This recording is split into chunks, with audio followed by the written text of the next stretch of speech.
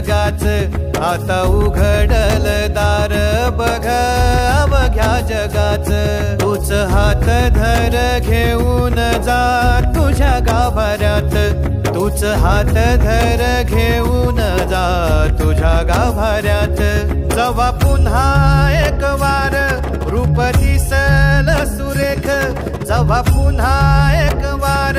रूप दिसल सुरेख तुझ्या पायावर माझ्या आसवांचा अभिषेक